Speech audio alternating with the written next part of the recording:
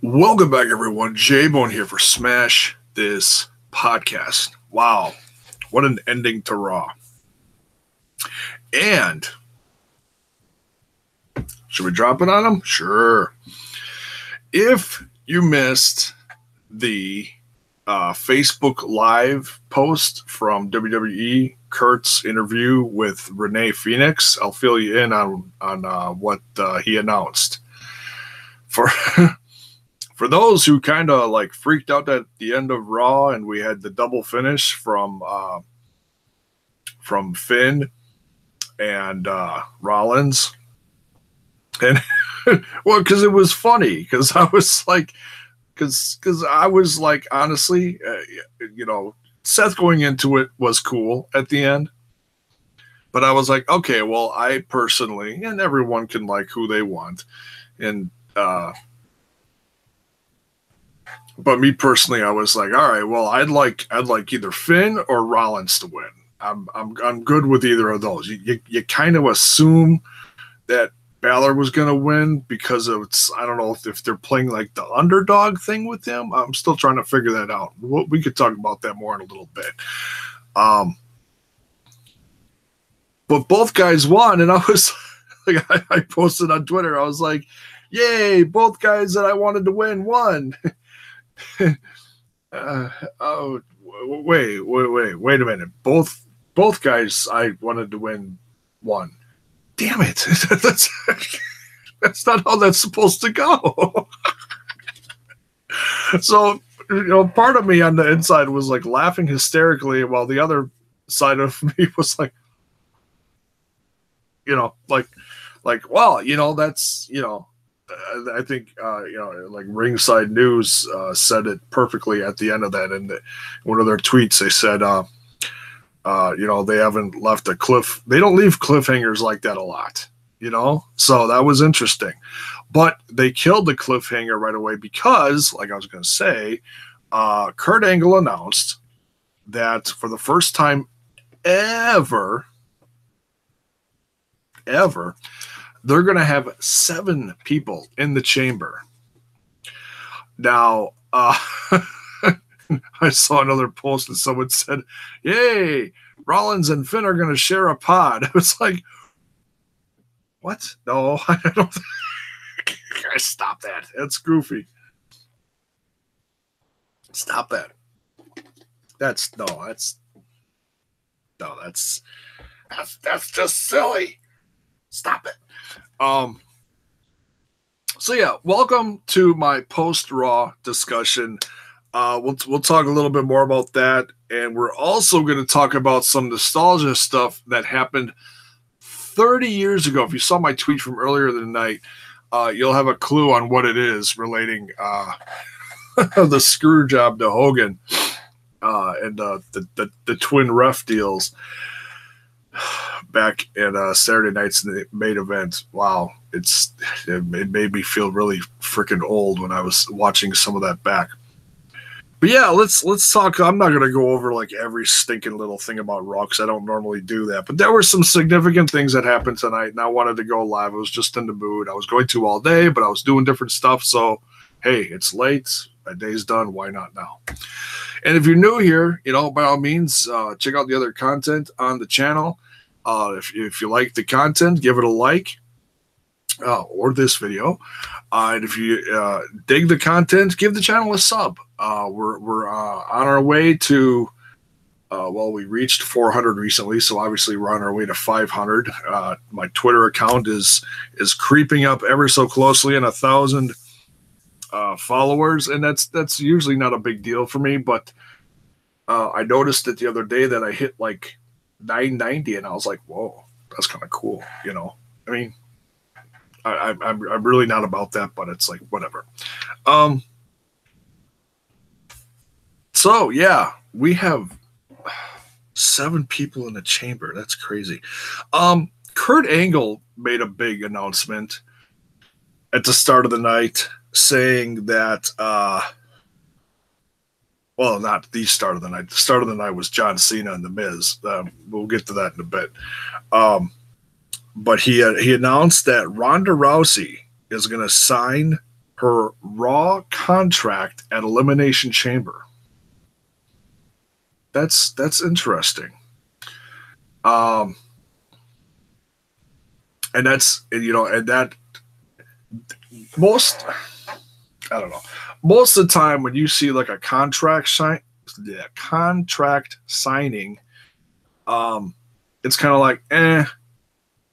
And then said fight ensues because, you know, these two people signing a contract are going to fight. Well, this is a little different. This is Ronda Rousey just going out there and starting, like, it's like the official start of her Raw professional wrestling career.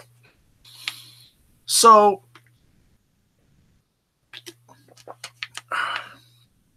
that makes you wonder what's going to happen. I mean, is she going to sign her contract and someone come out and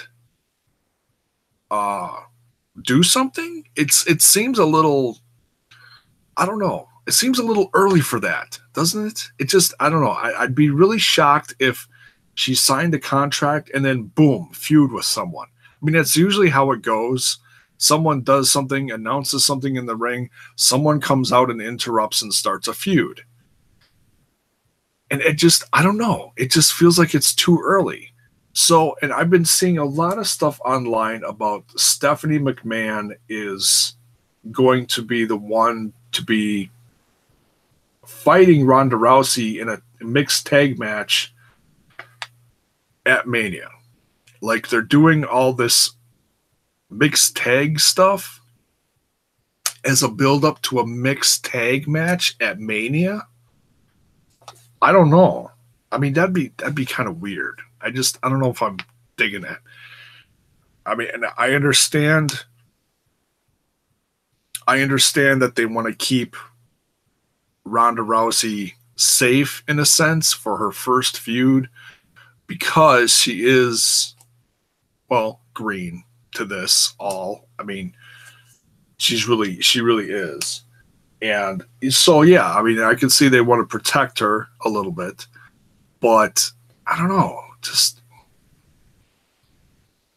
I don't know. We'll have to wait and see. I mean, nonetheless, it's a big thing. She is going to be part of Elimination Chamber, so that's going to draw a lot of eyes. So, yeah, we'll have to wait and see. I'll be sitting on the edge of my seat for that one, waiting to see what happens. I mean, if Ronda Rousey is out there and Stephanie McMahon is out there with her at some kind of, like, you know, table or something, and it's only those two, then I would almost assume maybe then they're going to fire up that feud from what happened several years ago with The Rock and Triple H and stuff. You know, that's just a guess. I mean, it would make sense, but I don't know. You know, obviously the perfect thing to do with that would be to mix in with The Rock, but considering, you know, the last time The Rock got in the ring, he almost killed himself. He, like, what, broke his spleen or something? I don't know. He had some kind of emergency surgery the next day. That was when, and no, I'm not talking about when he faced Eric Rowan. That doesn't count. And no, I wasn't making any babies that night. That's awkward. Stop asking. I'm talking about, I think it was the year or two before that, when he faced Cena to end that big feud. And he lost to Cena, and then, he like went to the hospital the next day and had some kind of like emergency surgery and postponed doing a movie, which made it look like he was never going to wrestle again after that. Just because of, you know, he's a big time Hollywood actor and he can't take risks like that. So I don't know. We'll have to wait and see. Maybe I'll do a separate video on that. Extend that conversation at another time. So it was also announced, and this drew a little bit of heat. This was it was funny, but it wasn't funny. And before you spear me, just hang on. Jason Jordan won't be back for WrestleMania. Okay. So he had his neck surgery right after he was sent home from Kurt. And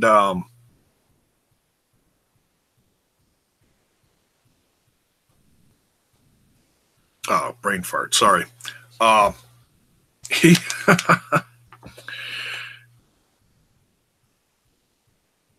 so then a lot of different news happened around, and speculation on how severe it really was.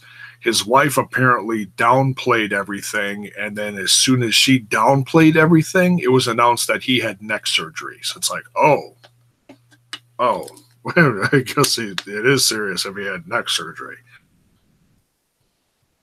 I mean, I hope it was minimal, and I hope it was something like Cena had that one time to where he can get back to work right away. I mean, seriously, that crowd, what made it goofy was the fact that he kept on doing the whole, hey, he's my son, stop booing him. He mixed that in with the, if you're cheering about an injured wrestler not coming back soon, then there's something wrong with you. He mixed that in with, he's my son, shame on you. It's like, what? And I felt the same way right up until the point he was like, he's my son, quit making fun of him. And it's like, oh, now you just wrecked it, because I was getting mad too. It's like, what the hell is the matter with you people? He just had neck surgery. He's legit gone for we don't know how long, and you're cheering. What the hell is the matter with you? There's something wrong with you people. That's messed up. That's okay. Whether you like him or not, still, you don't do that. It's like when Randy Orton was, injured at the start of his career, and he went away. I saw an interesting tweet. Jeremy, longtime follower of a handful of different podcasts that I've worked with, said something interesting. Said Randy Orton was injured at the start of his career. I'm paraphrasing here. When he was injured at the start of his career, he did the videos, the get well videos when he was injured, and he said that Jason Jordan should do the same thing. Have weekly little things like, thank you so much, fans, for being concerned, and cheese it up, to bring in the heel heat. And he could do it. I firmly believe, whether you think he's got the talent to do it or not, he does. It doesn't take much to do something like that, honestly. Jason Jordan could do that. So whether they're going to do that or not, getting closer to that would be perfect. That really would. It'd be hilarious, honestly. And then, Kurt chime in and be like, are they sending you letters? And just, they could really go with that. They really could. I'm not sure what the end game in that is, but it'd be funny. What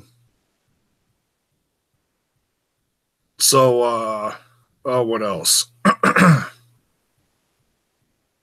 Ivory's going in the Hall of Fame, and that's pretty cool. And I can't really say much about that because when I started watching, it's like, okay, I watched a lot of wrestling when I was a wee little guy. And then I got back into it right around the time that the what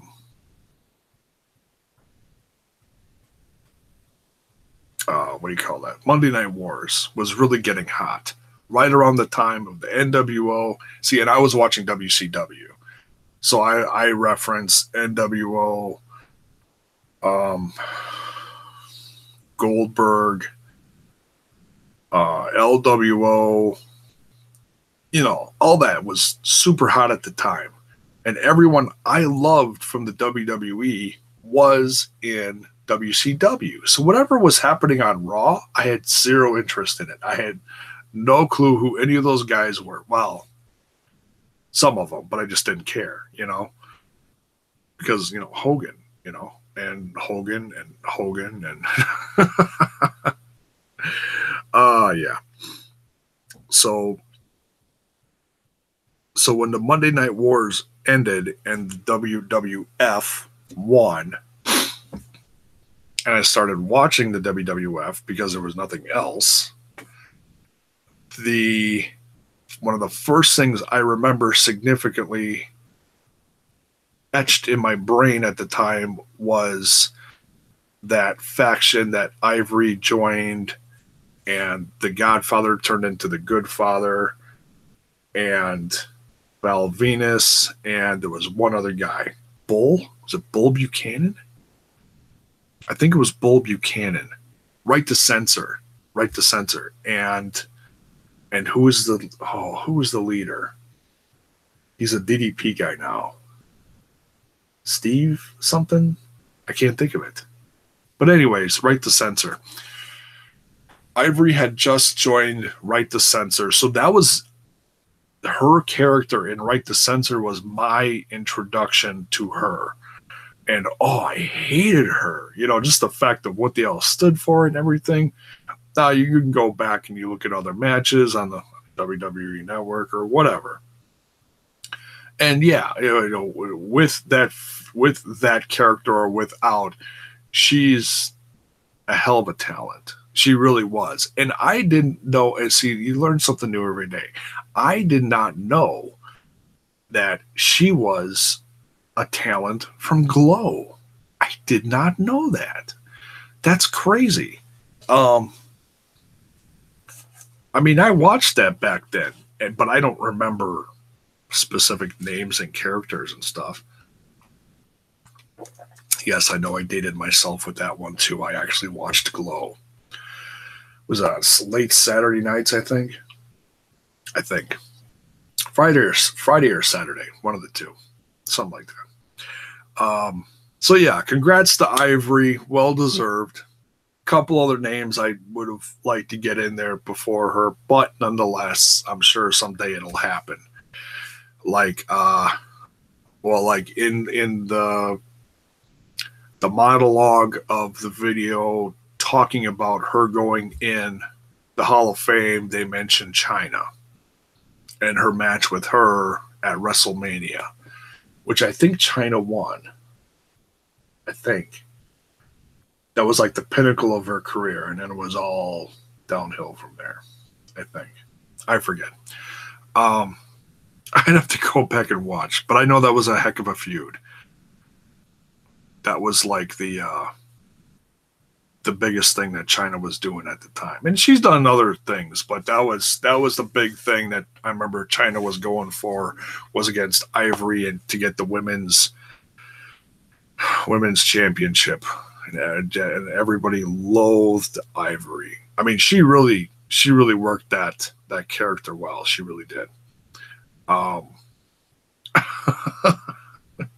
want to go back and watch that now. Actually, that's pretty good. I miss Chyna, but yeah, congrats to Ivory, and she'll be joining the Dudleys and Goldberg in the Hall of Fame. Interesting that ESPN apparently screwed up the congratulatory announcement. Put the article for the WWE article on WWE.com referencing Ivory, but tweeted Lisa Marie Verone.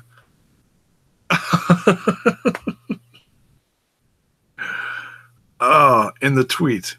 Oh, that's just. Oh, it's going to be interesting. I did not read if Lisa Marie had a response to that. I'm going to have to look and see if she didn't. I'm sure there's going to be one soon. But to be honest, that is another name I would love to see in the Hall of Fame. She just wrestled in November, late last year. She wrestled Candice Michelle in Candice Michelle's final match. So she retired Candice Michelle, Milwaukee-based. Remember Candice Michelle? Oh man, what was she? The GoDaddy girl. That's it. Yeah. And then she was part of that whole Diva Search thing. That was when things got a little, goofy as far as women in wrestling. But I thought Candice Michelle was okay. But nonetheless, before I get too far off track, congrats to Ivory. Well deserved. I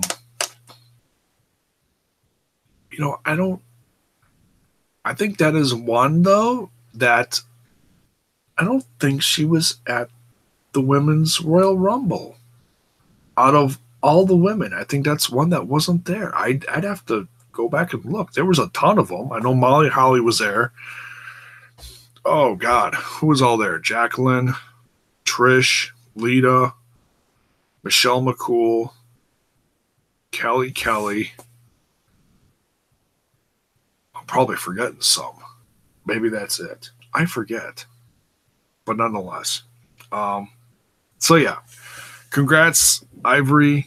And, yeah, can't wait to see the Hall of Fame. It's always a fun show. What's that going to be? Two nights before? I think that's 2 nights. It used to be right before WrestleMania. Now I think because of NXT, it's 2 nights before WrestleMania, I think.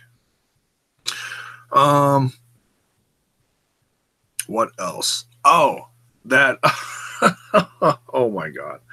That Elias in his blues song. Dear God. Something died on my glasses. I love Elias. I've been a proud card-carrying member of him before he even hit the main roster. I knew he was going to be over like Grover. And I'm not saying that for like everyone who gets hot, but that is one I knew was going to be hot. And everyone that I talked to about on podcasts over the course of the last couple of years when he first started was like, he ain't going to be anything. No, just wait. It's he's just starting to get hot, and just wait. That's all I got to say is just wait. I love him. It's absolutely classic. Love him or hate him, it's classic. He gets a crowd. I mean, he literally has the crowd in the palm of his hand. He literally does. And it's hilarious. And it gets better and better every time he gets out there. He goes out there. The crowd is ridiculous. It's one of the biggest pops of the night now. Who wants to walk with Elias? And the crowd is deafening. It's like almost as big of a pop now or response as like The Miz or Rollins. I'd put it right up there with that. I mean, they really... It's almost as loud as, everyone lighting their lighters for Bray. Did they still do that? I think they still do that. I haven't paid... I stopped paying attention a while ago. I still love Bray, but I stopped paying attention to the lighters. Do they still? I think they still do that. Anyways. So Elias is doing his thing. By the way, I need one of those shirts. That was hot. I'm not gay, but that was hot. Yeah. I need one of those. What did Corey Graves say? It was a robe? Someone just stole some grandma's robe or something. I yelled at my TV, no, it's a kimono. No, it was just some, I don't know. It's fashionable. Totally. He's stealing all of Jericho's scarves too. That's okay, I'll stop. But no, he did his shtick. It was great. He gets the big pop cheer, walk with Elias, and then he, cuts on the city. Boo! It's like it's got him in his hand. It's great.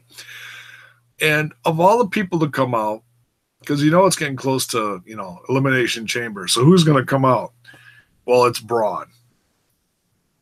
But it's not just Braun coming down to the ring, grab him, slam him, Braun walks away. No, he goes out to the stage, spotlights on him, and he's got a big, I don't know what the hell that is, a big bass fiddle, whatever you call it, cello, but I don't know. It's one of those. And he starts playing it like a guitar because it's like so massive and he's so massive.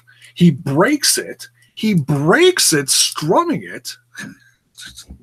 So right there, and he was like, shrugs, keeps going. Oh my God. And then sings or rhymes something, and then ends up beating him up anyways. But when he's walking down to the ring with this thing over his shoulder, right there, I was like, oh dear God. Somewhere Jeff Jarrett is very proud of this man right now. I saw a couple tweets out there about Jeff Jarrett. If you used to watch classic WCW, yeah, you can't help but think about slap nuts and guitar shots. Dear God, guitar shots. Oh boy. So yeah, and then Elias is trying to get away, and I know I'm missing something in there, but anyways, crawling up the ramp, he stops, takes the we'll just call it cello. I'm probably wrong, but we'll just call it cello, and completely destroys it over him. And it was one of those where usually when that happens, they hit when they smash somebody who's laying down with a chair, boom, they hit the stage just past the guy, and it makes a big crash. And the crash is like, oh, he hit him so hard. No, he hit the stage, but it's just made to sound impressive. Or, But when they replayed it, no, he smashed this giant thing over him. Poor Elias. Wow. I mean, it was a great segment, but holy cow. That's crazy. That was one of the best segments of the whole damn night.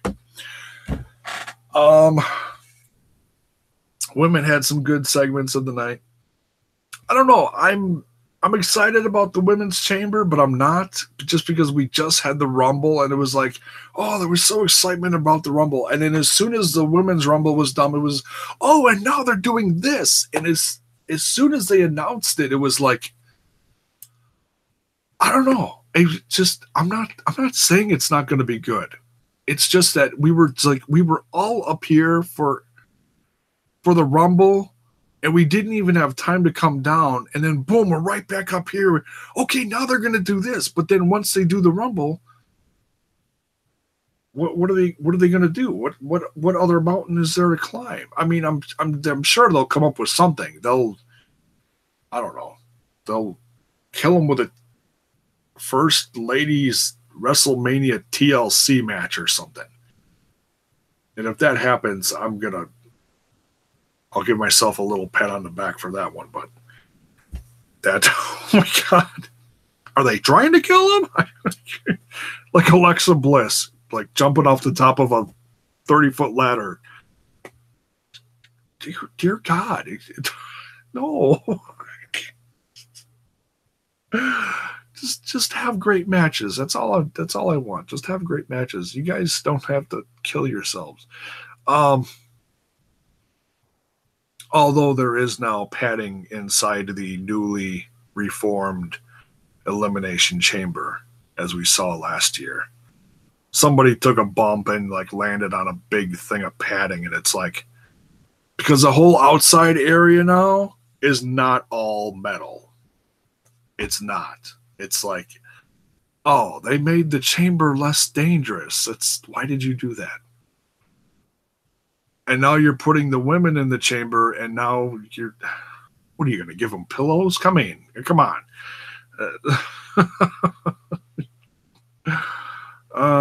No, I mean, I'm sure it's going to be fun. It was just like I said, we were up here and we didn't even have time to come down, and now we're right up here again. So it's like, oh, okay, come on.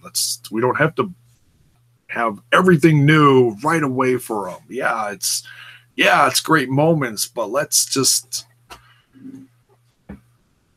we don't have to do all the firsts in 1 year, 2018. All right. So let's just chill.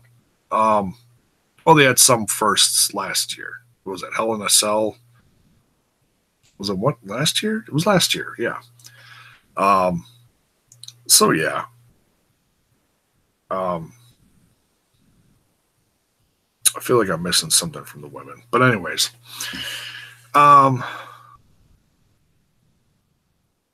Nia had a good show.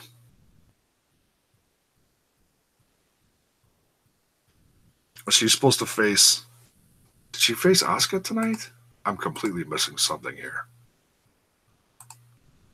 No, they did a promo on Asuka.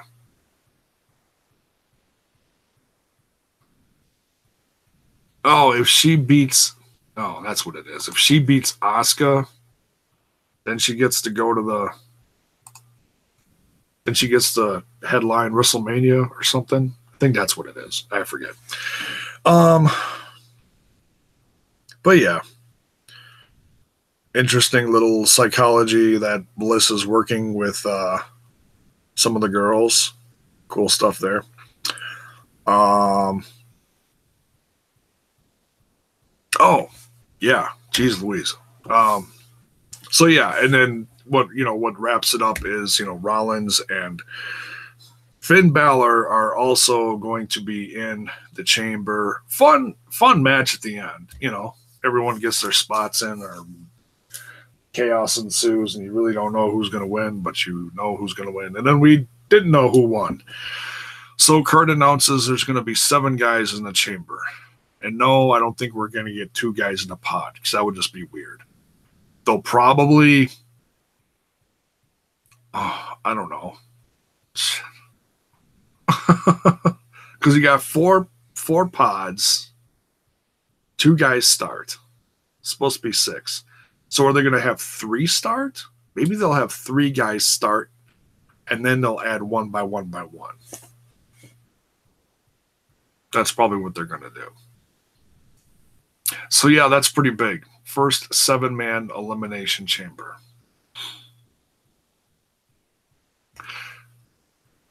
I feel like they had an elimination chamber before with like more guys than that, though.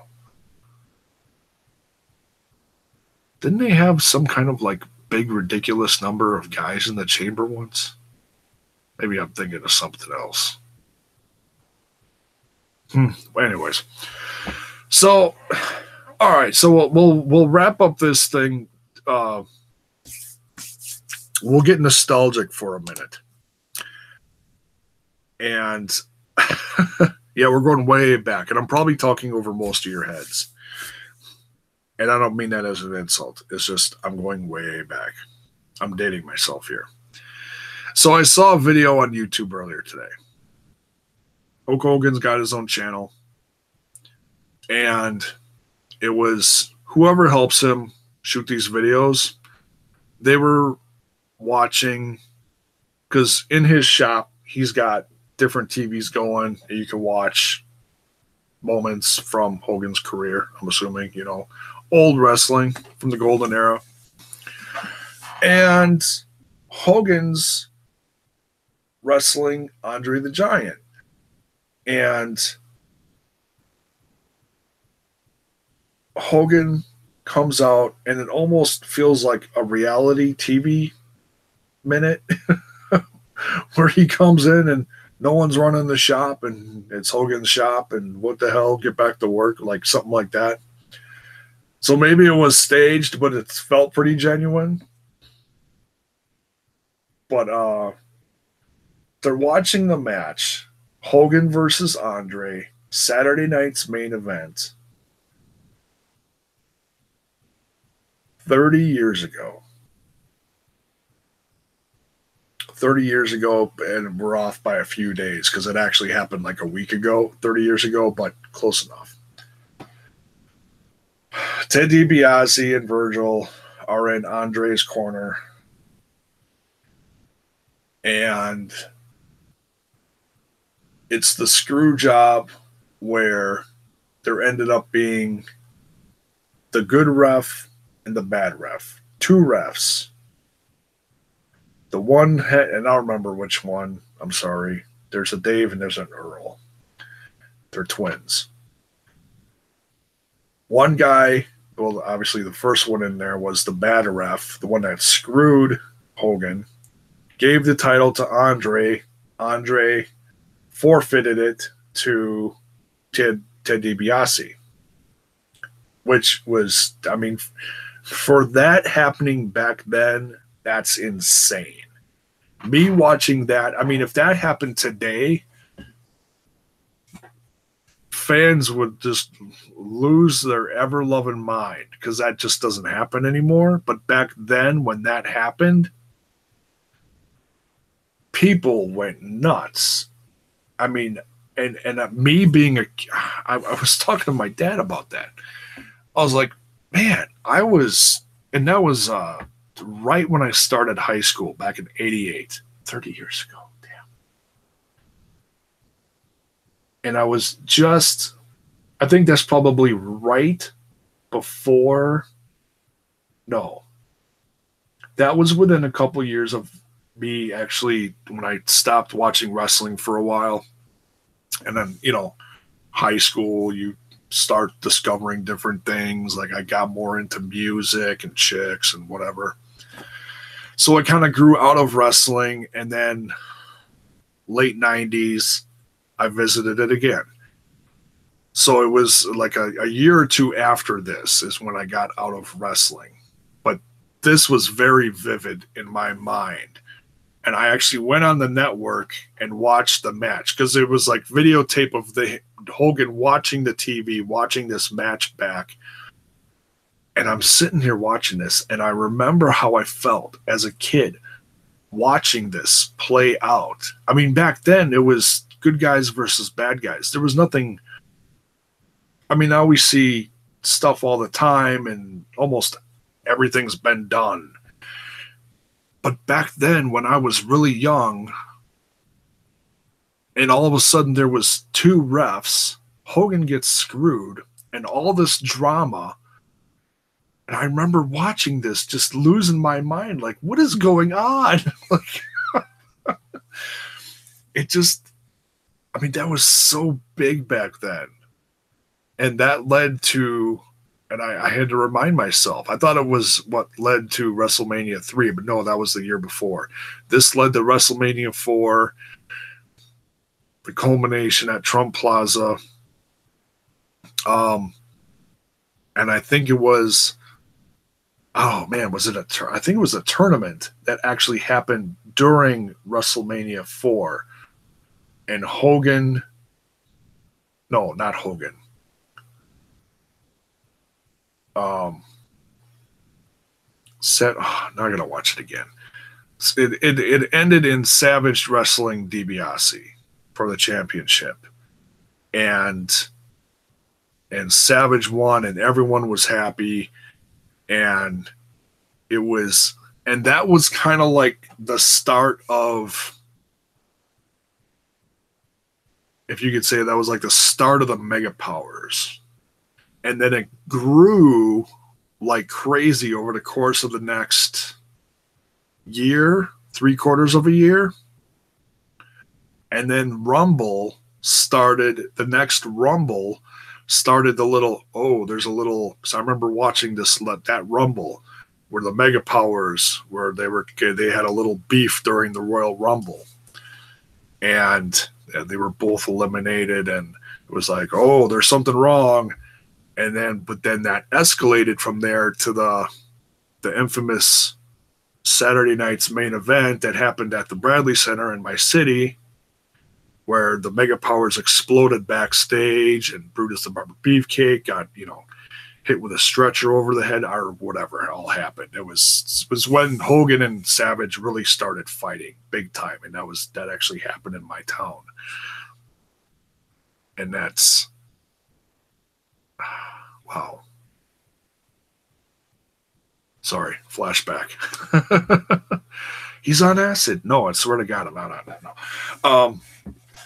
But yeah, I just wanted to talk about that a little bit because I was watching that earlier today, and I was like, wow, that was such a significant thing that happened with Hogan and Andre and the two refs. And I felt like, I mean, for me, if something happened before that I'm not remembering, whatever, it was 30 plus years ago.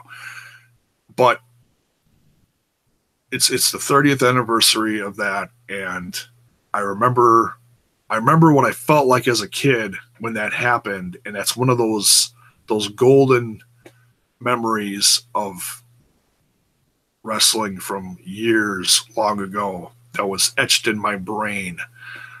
And I just wanted to share that on here with you guys because I thought that was one of the really cool moments in wrestling. I mean, it was kind of like tonight. We ended up with a cliffhanger, but then 5 minutes later on Facebook, the cliffhanger was ruined because Kurt Angle said, "Hey, everyone's in. You get a chamber. You get a chamber, and you get a chamber. Everyone's in the chamber. All right, But this, when there was the two refs and Andre give the championship to DiBiase, and the emotion of a post-match, Hogan like literally crying on camera was just priceless. I watched that back and I was like, oh my God. No wonder I was upset. Hogan was crying. It's just like he was so distraught. It was hilarious. And so if you're significantly younger than I am and you're watching this and you have no clue what I'm talking about, go back to what is this? February, what are we at here today? February 12th. Go to the February, I believe it's like February 5th or something, 1988, Saturday night's main event. Go watch the main event between Hogan and Andre. And and just watch it all play out with the two refs at the end, and it's classic. If you want to talk about a cliffhanger, that's a freaking cliffhanger. Maybe that's why they did what they did tonight. No, they wouldn't be that smart to do that. Hell no. So that's it for tonight. Just wanted to because I knew there was going to be something big that happened tonight. I just kind of felt something. Plus, I wanted to talk about the nostalgia. So that's it for this one. Thank you for joining me. Much appreciated. So yeah, the Twitter account is closing in on 1,000 followers, and like I said, normally I don't give two hoots about this, but that's kind of cool. So share my stuff. If you dig the content, give it a like, give the channel a sub, and ring that bell for notifications so you can find out when more content hits your whatever you watch me on. And yeah, that's it. Thanks for watching. We'll see you down the road for the next one. Have a good night.